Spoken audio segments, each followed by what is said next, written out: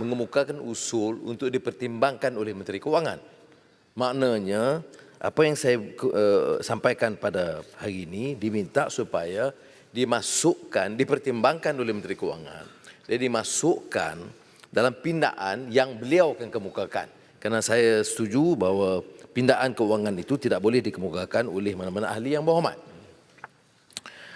Sebabnya ialah kerana seperti mana yang saya sebut dan tulis kepada speaker dan juga Menteri Kewangan minggu lalu, bahawa suntikan fiskal yang ada sekarang ini dianggap kecil. Dan sebab itu kita perlu untuk menjana pertumbuhan ekonomi secara berkesan, kita memerlukan suntikan yang lebih besar dan berkesan. Memang dalam kenyataan Menteri Kewangan, kalau dicampur prihatin PKS dan penjana, jumlah pakej itu 295 bilion dan dianggap tinggi 17%. Saya nak tumpukan khusus kepada suntikan fiskal. Kerana suntikan fiskal ini akan menyentuh secara langsung dana daripada kerajaan untuk sektor-sektor yang memerlukan bantuan segera. Ini untuk membolehkan pertumbuhan ekonomi dan pemacuan pertumbuhan ekonomi itu dapat dipercepatkan. Saya beri sebabnya ialah kerana pertama, soal pengangguran masih menjadi masalah besar. Statistik terakhir 49%, 773,200 individu menganggur. Dan pengucupan untuk suku tahun kedua ini mengejutkan kerana ia jauh berbeza daripada unjuran Kementerian Kewangan dan Kerajaan. Ini saya tekankan, kita bukan nak salahkan kementerian kerana buat unjuran yang terus salah. Tetapi kita harus realistik untuk menyatakan bahawa pengucupan yang begini ini adalah parah kesannya pada ekonomi.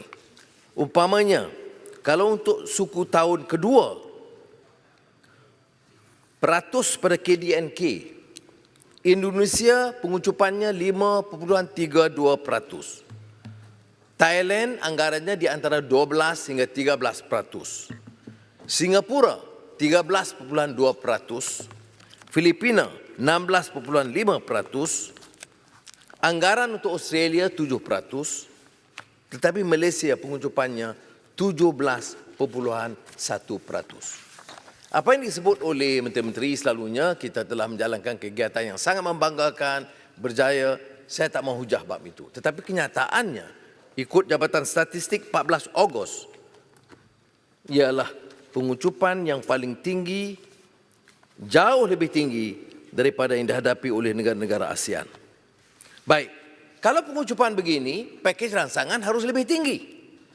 Dalam pengucupan macam ini, kita lihat pakej rangsangan dari segi suntikan dana fiskal Malaysia paling rendah. Kan ini ada anomali. Pengucupan paling rendah, paling tinggi, suntikan paling rendah. Suntikan untuk Malaysia peratus KDNK sekitar 3%. Australia dengan pengucupan 7%, pakej rangsangan 10.6%.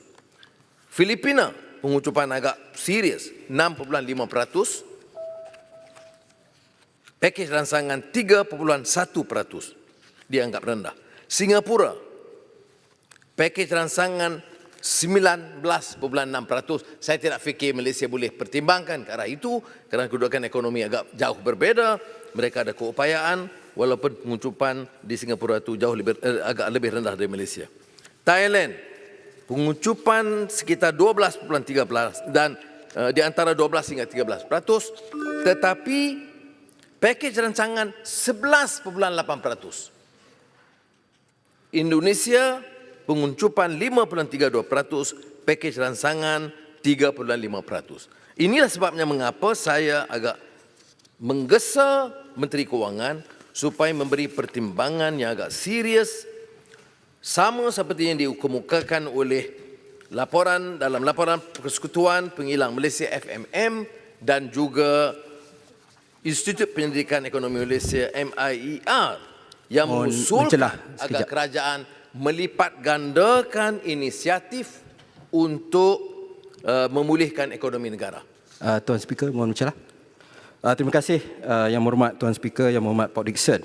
Adakah Yang Berhormat Port Dickson setuju bahawa kita tidak perlu terlalu fokus kepada ingin memenuhi sovereign rating ataupun fiscal target dengan izin, malah ada risiko sekiranya kita terlalu konservatif di dalam injection fiskal kita, maka agensi-agensi akan merendahkan sovereign rating kita kerana tidak melakukan apa yang perlu untuk menyelamatkan ekonomi kita.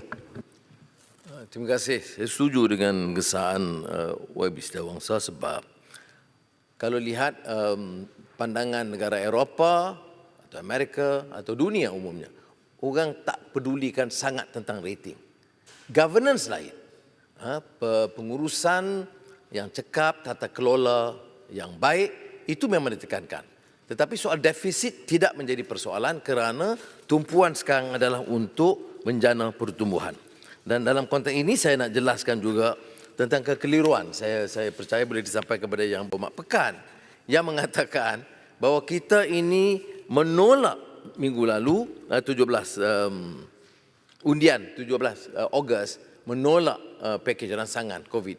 Saya faham dia tidak hadir dalam sidang sepenuhnya, tetapi saya nak beritahu yang kita tolak itu adalah soal peruntukan pembaziran untuk kementerian-kementerian yang kita anggap tidak menumpu kepada isu pertumbuhan, pakej rangsangan, membantu pengganggu, meningkatkan teknologi. Jadi saya nak jelaskan, tidak timbul sama sekali bantahan. Sebab itu pada hari ini kita bangun untuk bukan sekadar menyokong tapi mengusulkan kepada Menteri Kewangan untuk memberi pertimbangan menambah secara besar, skala lebih besar untuk memberikan kesan kepada pertumbuhan ekonomi negara. Dan saya usulkan oleh demikian jumlah yang berganda seperti mana juga ditekankan oleh MIR dan FMM, dan kita usulkan jumlah sehingga 45% walaupun ia akan melibatkan defisit yang lebih besar. Negara tak kala menghadapi kemelut ekonomi global seperti ini, pandemik ekonomi, tidak sangat sibuk ataupun runsing tentang soal fiskal dengan syarat pengurusan ekonomi itu baik. Jumlah yang dianggarkan penambahan ialah sekitar 45 bilion. Ya. Tetapi saya ingin ingatkan ya bahawa yang jadi masalah sekarang ini adalah isu kesediaan kerajaan, khususnya Kementerian Kewangan dan kementerian terlibat untuk melihat semula pakej-pakej inisiatif yang dilakukan untuk memastikan optimal return. Ini dilakukan oleh negara. Kalau kita buat senarai perbandingan Germany, UK, Australia, Canada, dan saya tertumpu lebih banyak kepada Germany, Canada dan Australia kerana beberapa pakej itu lebih sensitif dan prihatin dan mengambil tindakan penyesuaian yang segera. Germany umpamanya, dia menyediakan 500 bilion euro. Tetapi pastikan kelulusan oleh bank itu tidak ditentukan hanya oleh bank dan mesti diluluskan dalam tempoh 4 hari. Ya, mana tidak melengahkan, ada jatuh kuasa pengurusannya. Kalau diserahkan bank, dan saya harap benda ini harus dibetulkan kerana Menteri Kewangan sekarang ini dianggap lebih mirip kepada pemikiran bankers dan tidak kepada peminjam dan juga penjanaan ekonomi. Kerana bankers ni kalau kita nak pinjam, dia fikirkan collateral, track record. Kita tak boleh fikir dan ikut peraturan yang sedemikian.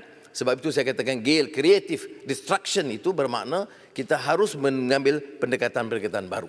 Maknanya kalau kita tumpu hanya kepada bank dan menyerahkan mereka, dan ini bertentangan mengikut pengalaman yang dilakukan oleh kerajaan Jerman. Yang berhormat Pak Dixon, sila gulung. Sila gulung. Oh, gulung Gulung. Saya bagi seminit je lah. Sebab dia setiap 5 minit. Yang berhormat. Okey. Saya dah minta speaker tu tambah sikit saja lagi. Minta jasa baik. Saya bagi yang berhormat Pak Dixon lagi 3 minit. Silakan. Okey, terima kasih. Switzerland umpamanya, dia anggap IKS yang kita anggap sekarang masalah besar ialah fast tracking emergency for SMEs. Dan jadi ini baru kita lihat pakej rangsangan yang bermakna kerana dia melihat kepada keadaan yang sedemikian. Baik. Yang akhir saya nak sebut di sini untuk memendekkan ialah isu-isu belia, isu teknologi. Kita bincangkan tadi, persoalan yang dibangkitkan, banyak bincang soal buruh. Padahal dalam laporan Jabatan Perangkaan Ogos 2020 menekankan kelemahan kita dalam mengusulkan dan mendekankan keperluan penggunaan teknologi, baik sektor industri dan juga pertanian. Ya. Ini terkait dengan apa yang kita sebut tentang isu governance. Ya. Sebab itu saya dalam merumuskan menyatakan bahawa pengurusan dan tata kelola penting. Kalau dana yang terbatas digunakan oleh membesarkan kementerian, menambah jawatan GLC, ini tidak menjawab tumpuan dan keutamaan. Dan oleh demikian, saya ingin tegaskan, sekali lagi membantah keras jika ada pengurusan yang lemah dan penyelewengan dalam penyaluran dana ini. Ya. Sebab itu isu governance itu mesti diutamakan. Dia pakej rancangan ekonomi ini mesti terkait dengan good governance.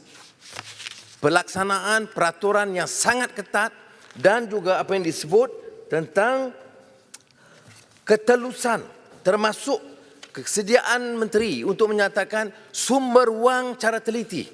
Ya. Yang disebut umpamanya menerbitkan borrowing estimates to improve fiscal transparency. Mesti ada. Dari mana sumbernya, berapa jumlahnya, berapa kadar faedahnya dan berapa tanggungan bagi negara. Dan yang juga harus ditekankan di sini ialah supaya jangan ada sama sekali unsur untuk membebankan rakyat dengan mengizinkan ketirisan atau pemborosan. Yang ini sebenarnya memang berlaku dalam semua pentadbiran, tetapi kita harap dalam keadaan rakyat menghadapi masalah sekarang dan pengangguran, janganlah ibarat umpamanya membina mahligai atas pusara. Orang derita, kita nak hanya senang. Ya. Sebab itu kita lihat perbincangan dan kehangatan tentang antara dua darjat minta ni. penjelasan, Antara dua darjat ni memang isu besar.